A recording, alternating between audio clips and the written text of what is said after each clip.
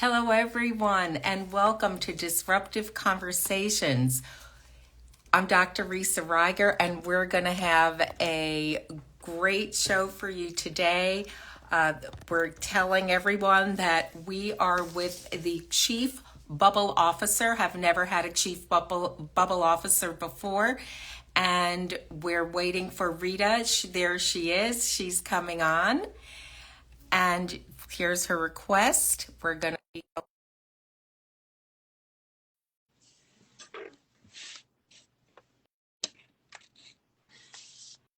and let's see how this is here. And here she is. Hi. Hello. Hi. How are you? I'm just great and so happy to see you. So Me too. Yeah.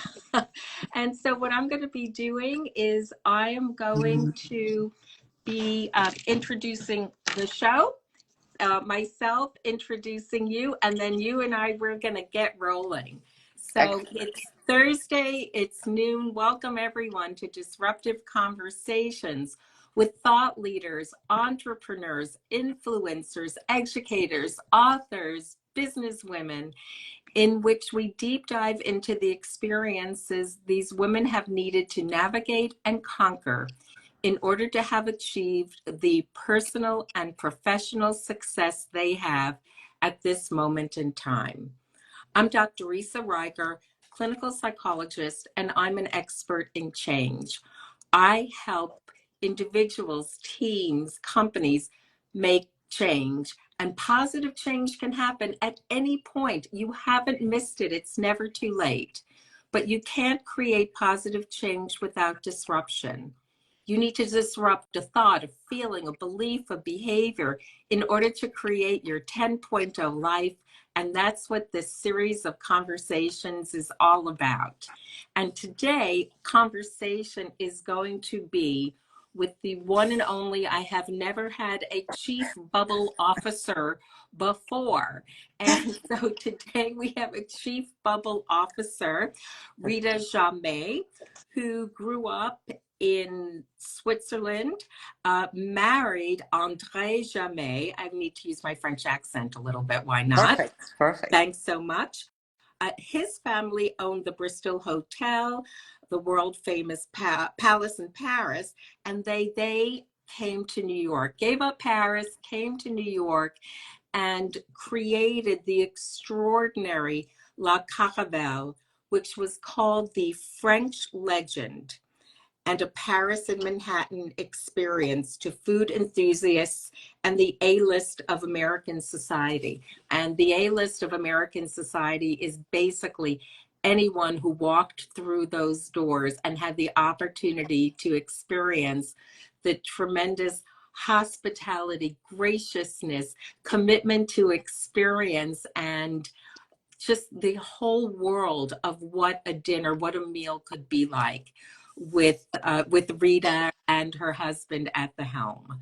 So Rita started to market and distribute La Caravelle Champagne and Bordeaux. As if champagne wasn't enough, she added the Bordeaux to it. So there's options for everyone, which is what women do. Women like options. And she's and it's available in growing numbers in New York hospitality areas and in retail as well. She's had 25 years of hospitality experience, and I'm sure Rita knows everyone, and now I have the pleasure of getting to know her.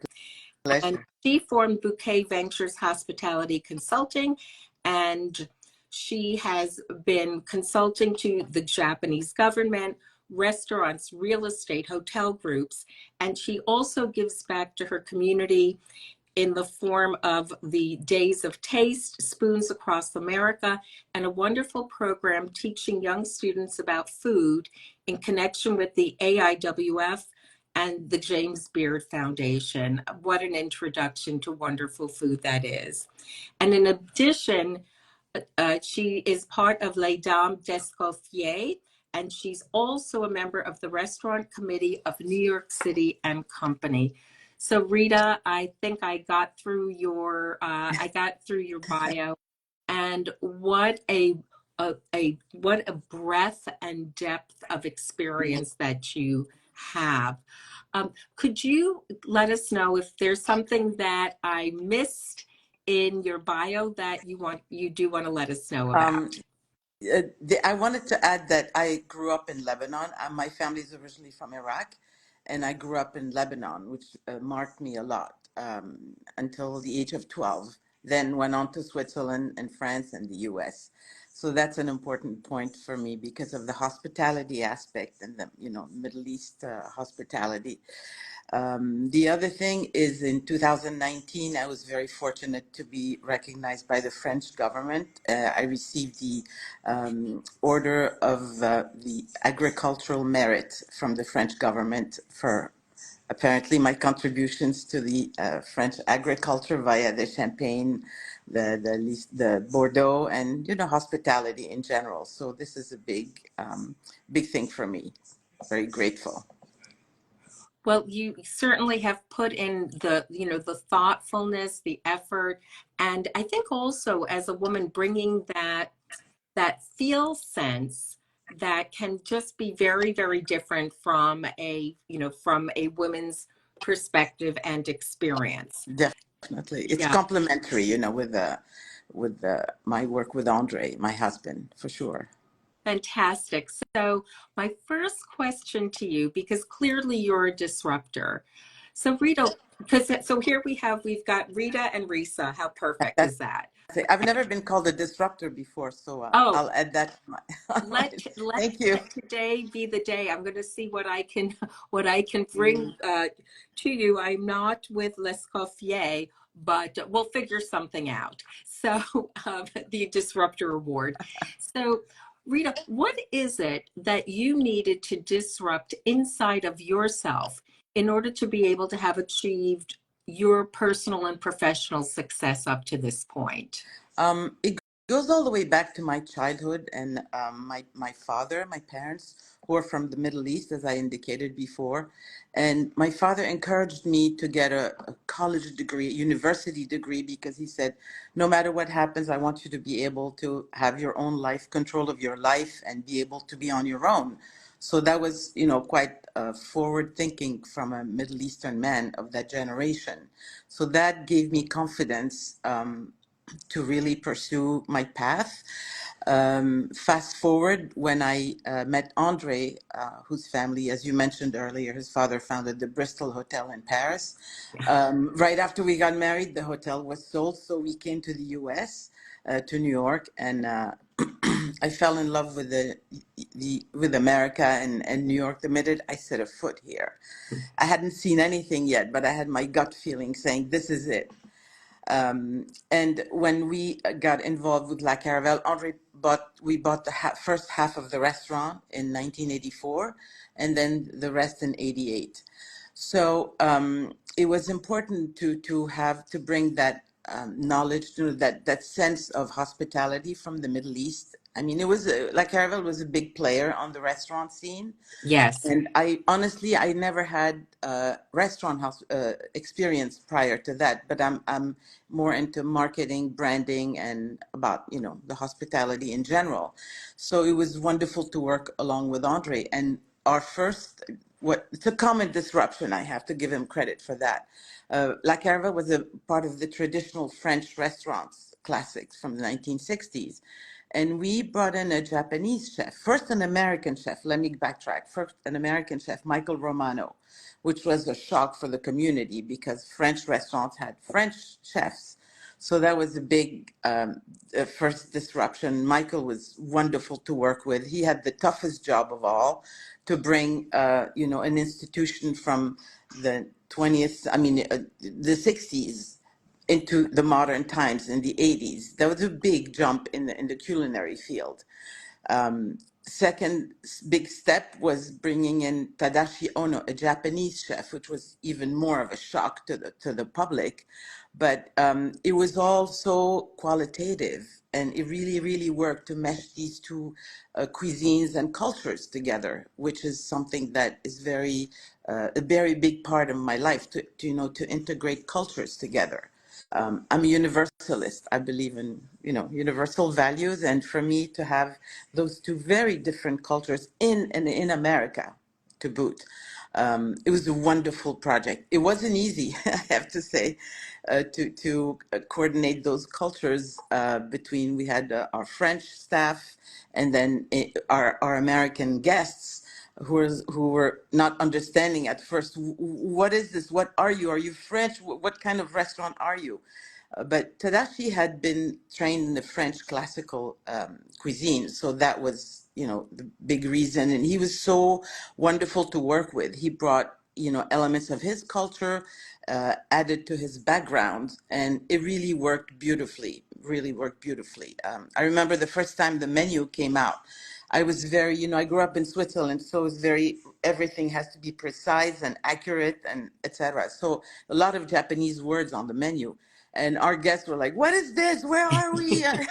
Very confused. And I just said, "Okay, just let me ask you one thing. Do you like what you're eating?"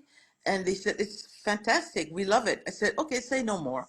So I went back and I rewrote the menu with more French poetic words, and that was it. You know, also with the description in English, but yeah, that's it was all a matter of bridging the two cultures so they can understand each other. That's so beautiful, and also to be having that vision. Like there are a couple of pieces in this. So one piece is having the vision, and the other is having the confidence Yeah. to to transform vision into action. That's true. That's true. It kind of happened organically, but it was a big jump for us. It was, but we never had the thought of like, oh my God, what's going to happen? Except for the comments, first the initial comments of our guests, which were very helpful. In adjusting, you have to make adjustments in life. You have that big idea, but then for it to really work in real life, it needs some tweaks and adjustments, which is what we're able to do. Well, it sounds like, when you're talking about tweaking, adjusting, bringing in an American chef, which is, for French, that's like c'est Yeah. affreux. I mean, it is not done. One does not do such a thing. It's like a terrible thing. And then someone a Japanese chef as well. What is it that inside of you that really, I'm hearing that your father had this image of you and able to, kind of see a vision for yourself. What is it that you think you dug into in you to be able to just go with this such a level of innovation? I would say always the search for quality and something that really feels right. It has to be quality, first of all. I think without that, all these great ideas, if the what you're offering is not qualitative, it's not going to work. So it just happened to really fall into place beautifully. It was work. It took work, but I think that's the first vision. You have your idea, you have your vision, your path, and then obviously, as I was saying, you need to tweak it up and make it work. But for that, you have to listen to what people have to say. That's another thing. Also, be open. Don't stay. This is my vision. This is how it's going to be, because it's not going to work otherwise, as is in its Mm. raw form. So that an openness to bring ideas in, to really Yes, be respectful and wanting to exactly. hear. And all the while being determined to go somewhere, to do something. The ultimate goal of hospitality is for your guest to be happy. That is the ultimate goal. Basically, your guest has to feel better after leaving your place than when he came in, he or she. So that's the big idea. Oh, sign me up. Sign me up. It sounds so good. Um, so I think also it's important to note that, you were also, moms are forever. I'm a mom forever. And that as you were a working mother. And one of the things, I mean, you don't have to be very well entrenched in the restaurant business to know that it is a requires a level of ongoing commitment and energy and eyes on. So how did you navigate this? That's a great question. And actually, years later now. So we sat with Andre the other day and was like, how did we do it? How? Because we have three wonderful boys, one Christophe, and then twins, 18 months younger. So you can imagine, and the restaurant, which is the biggest baby of all. Yes. You know, you just organize yourself and you make the best of what you can do on both fronts. um, Obviously the priority is the children, but then when your children grow up and they see their parents as a model working really hard, for them it's the default, that's the norm. So you know, it's a great, I think, is the best way to show with your actions and your lifestyle, all the while being there for them.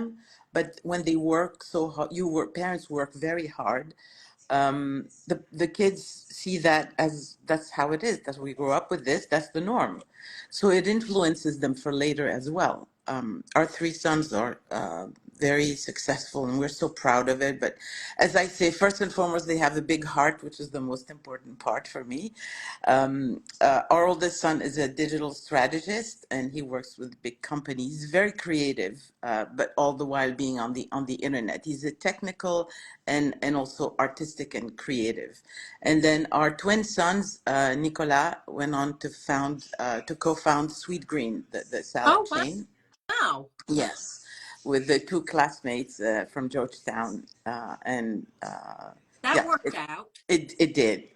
It did, thankfully. And he told me when they opened one Sweet Green near our apartment where they grew up, he said, Mom, all these years of you feeding us all these vegetables, because I went down the alphabet, the vegetables alphabetically, you're going to taste everything from where they started to eat solids, you know.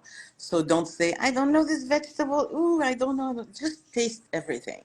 And then you make your own opinion. And obviously offer it all the time. So that's one. Now it's our turn. So Nicolas said, now it's our turn to give you vegetables the way we do it. So that was very gratifying. And then his twin brother Patrick is a wonderful he's a marketer. He's very good for distributing and marketing food products, and a lot of times with a mission, the products with a mission that are environmentally, nutritionally sound. So all of this, yeah, put together, it's a great world. Well, clearly you're a very proud mama, Very and much so, yeah. Mama Ing is forever, forever, and ever. I have grown children as well, and the mommy part just is it's It ongoing is. for all It's the things. the biggest job in the world. Yes, Yes, yes, even bigger than the restaurant business, which sure, takes a lot. It's a lot. There's there needs to be eyes on. You can't just put.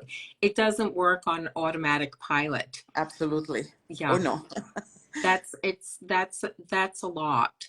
And so you're also a woman who you consider yourself, I hear, to be a global citizen.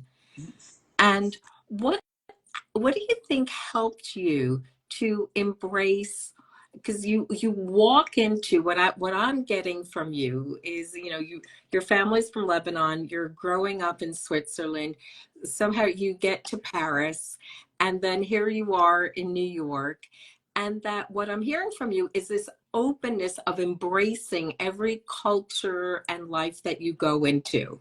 So could absolutely. you tell us more about Sure. that? Well, it helps that I grew up speaking several languages. French is my main language. We spoke French at home, and the schools I went to are all French. So that's number one. Second of all, living in a Middle Eastern country. First, I forgot to mention I was born in Saudi Arabia. Until the age of 5, I stayed there. So I was really, Middle Eastern and proud to be. Um, and so there's Arabic also, add to the French the Arabic, and then soon thereafter came English at school, and then Spanish. Between Spanish and Arabic, there's a lot of common words because a lot of the Arab influence in Spain, so that was easy to pick up. And it's like a muscle, like a gymnastics. When you speak more than one language, when you speak two, you could speak three, four. You have that openness, that you can call a glass two, three different ways. So that's what very very big for me, for my children and grandchildren, because now we're very blessed with four grandchildren, and they're all bilingual. So that's a big. So it starts with that, and then being exposed to people from everywhere, from all the countries, from all religions, from all everything, from every walk of life. That's the best education you can have, to start from the get-go, because I learned from my dad that all human beings are the same. There's the king, the street sweeper, same. They're human beings. Now you have to be careful with bad people. There are some mean people, etc. But you protect yourself. But just be open. I love to surround myself with people from all over the world, and including Asia, also Japan, Korea, China. The sky's the limit. And for me, it's just such a wealth in the personality and experience to be with people from everywhere. It's just makes you a better person, and yeah, wonderful. So, from a woman's perspective, and something that's unique. I mean, you have Andre, who sounds like he's a very interesting and lovely man, and Yes. these chefs around you. So, as a woman, from the perspective that you have and your vision, what is it that you wanted to contribute to see happen? What did you want to have expressed about how you see things? What was the message that you wanted to communicate? First, on the professional level, obviously you want your enterprise and your endeavor to be successful. And being in the hospitality world, be a successful restaurant that, attracted a lot of guests, and work with wonderful people as a team, because you can't do it by yourself. You need that team. That's what makes the big difference. And also, as I was saying, that notion of hospitality for me is really, really important, that you want to make your guest happy, and you want to work with a team also that is happy, that so that you get the best out of everybody gives their best. On a personal level, I'm not one to impose my agenda or my ideas. However, I want to make sure in my actions and my connections with people that when I have a thought or a desire or something, that I do everything I can to make it happen. Not with stepping on other people's toes, but just to make sure that, this is what ensure. Along the way, you can help people too. The other thing that's really important for me, as you mentioned earlier, is to give back, because especially as you advance in age and experience, you want to share and give back to younger generation, to aspiring, I don't know, chefs, sommelier, professional in general. Give them that guidance that comes from what you've learned in your own life. It's very important, and I would say it's also I get very inspired by young people that I mentor. Sometimes it's wonderful to see what they're doing and how they're blossoming out like a beautiful flower. So that's it's a little selfish on that end, but it's really, really gratifying. So, Chief Bubble Officer, Yeah. how did you? I love full disclosure. I happen to love champagne, so Yeah, this is I love it. You're a good person. Thank you. Both regular and rosé. I'm Excellent. equal Okay. opportunity. Um, so how is it that you decided to have La Caravelle champagne and to go into the champagne and the wine area? Sure. It started when we had the restaurant at La Caravelle. We wanted to offer an extra amenity to our guests. And it comes from also from Andre's upbringing. His father at the Bristol had the same situation with Bordeaux, with Oh, La Mission Aubryon, yeah, which is a very prestigious, Bordeaux. They had also very old cognac.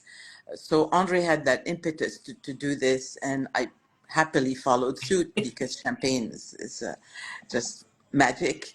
So we started the champagne in 1998, in the restaurant. It was just for our guests. But then the guests started to say, where can we buy it? Where, da, da, da. So we started to work with a wine store. Mm-hmm. And then fast forward, we had to close the restaurant, kind of a late consequence of 9/11 in 2004. Actually, in May, it will be 20 years that we closed La Caravelle. And after we closed the restaurant, we had a big identity crisis. Like, who are we? I have this brand on my forehead called La Caravelle. Who am I? What am I going to do? I don't want to leave the hospitality world. So friends, guests, family were like, why don't you work with the champagne? I was like, you mean I have to go and sell? Ooh, I don't like to sell. I like to promote as a, marketing person, branding person, but to sell for me is tough. Um, I just like to do it organically. First of all, only people I know, and I don't cold call. Just call the people I know, and then just it's a two-way street. I do present the champagne. If you like it and it works for you, great. If not, we remain good friends, and little by little, that's how the champagne had presence on its own, which is the brand was extended from a restaurant to a beverage. Mm-hmm. So that's how it all happened. So also when you started in the restaurant industry, there weren't a lot of women who were at the No, level that you were no, in not at that many. this point in time. And so for women who are coming up in the restaurant world, what advice would you give to them? I would say make sure you work hard and you do things well, first of all, so that people recognize you first as someone who's capable and professional, first and foremost. Not hire me because I'm a woman, hire me because I'm fit for the job, I'm capable, I can do it. To me, when you have that mindset, it's really it's the better way to do it, the only way to do it. I have to say, people ask me, have you been discriminated against, etc. Honestly speaking, I cannot say I have. Maybe because I was in tandem with my husband Andre, maybe because we were owners and not working for someone. Hmm. But for me, that's always been my guiding principle. Work, I took that example from my father, just be a quality person who works, who does her job well and has a good mindset. And then, the sky's the limit, I believe. You make a very important point about hospitality, and there's a difference between service and hospitality. Yes, Giving good definitely. service, which isn't that's wonderful. Hospitality is different. So what's your version? What's your secret sauce and your magic in that? Actually, it's hospitality is very personal in a way. You're hosting someone in your house or in your environment that is different than selling a product. I like to say that kind of geographical, if you want, dimension to it, and also you're coming to my house, you're coming to my place. And then I want you to be happy. I want to do everything I can to make you happy so that when you leave, you're really better off than when you came in. Because a lot of times you had a bad day, so that you come in with your baggage, kind of.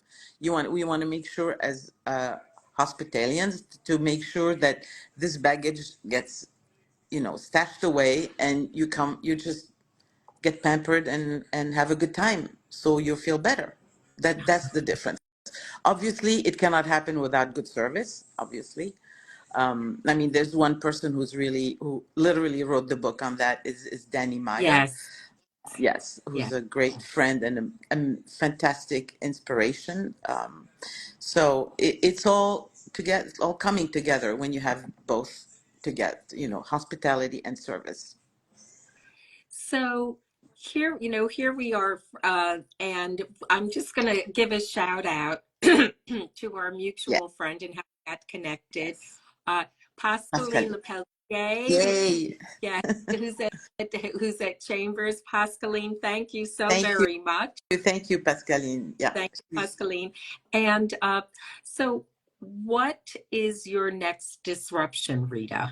before we go on to that, I wanted to say how Pascaline is a unique human being. Please. First of all, she's probably the person that I have the highest respect for in the professional world, and also on a personal. She's a philosopher, and she's just a very extraordinary human being, full of human qualities, and I'm very grateful for her friendship and to know her. That's how we got connected. So voila. Um, And if I add to that, Pascaline, my daughters basically grew up with oh, Pascaline. really? Yes, Oh, yeah. And so she's just her passion, her knowledge, yeah, and her commitment to hospitality, and part of her, I think that hospitality is bringing something new and different, absolutely. like helping people go beyond what they can think of and what they could imagine for themselves, and creating this world for them of tastes and experience. I could see how the two of you are very kindred souls in that way. Yes, very much Yeah. so. Very much so. Yeah. So, okay. So, Pascaline, a shout out and vraiment merci beaucoup. Vraiment. And so, tell me, what is your next disruption? So I hope it will be a disruption. I can't give too many details, but I just want to backtrack and say what's important for me is always a positive outlook, positive and kindness. Those are the two things: positive mind and kindness. And that goes also with being grateful. I start every day by being thankful for what I have, and then hopefully more will come. But so I've been called hashtag Lucky Rita a lot of times. So that is kind of starting to stick a little bit, and I trademarked hashtag Lucky Rita because I want to come up with some products that will reflect my own kind of gratefulness, or something that happened in my life that I will, or a memory from childhood that I want to apply to today's world, along with these two principles of kindness and positivity. So that's all I can say. It involves colors. It's basically happy, refuge from turning on the news, etc. So that's and also keep inspiring and being inspired by the next generation. I think is so important. You know, you were feeding people and feeding them in this beautiful way. And what I'm gathering from you also is how you are so open to being able to appreciate and take delight in what Absolutely. others can also bring, offer, and introduce you to. So it's a very much of a two-way street. And I would say that uh, you are someone who's open to experience and learning every day for your whole life. And Absolutely. what a gift that is to be around Thank you and to also benefit from what it is that you learn and experience. So, thank you so thank very much for you so much being for having my me. Thank guest. you. And thank you to everyone who tuned in. Indeed. And if you've missed this, or you want to come back and listen to it again, no problem. We're going to be posting it on our Instagrams. You can find Rita, certainly, and you can find me. If you haven't followed me yet, please do. I drop important information to help you in life on a daily basis to make decisions and to really connect with yourself in a deep and personal way for you to disrupt and own all of who you are. So Rita, it's time for our glam shot now for the cover. So we'll take a moment and okay, Take the glasses off. whatever it takes, you know, whatever it takes. You're a woman of your own design, so go for it. Okay, here we go. And one more.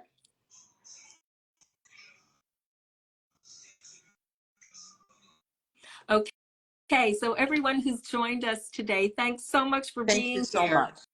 And let your friends know that they can find us. For those people who didn't have the great pleasure of hearing Rita today, please do. See you next time. And do remember that positive change can happen at any point, never too late. See you next time. Bye. Thank you so much. Bye, everyone.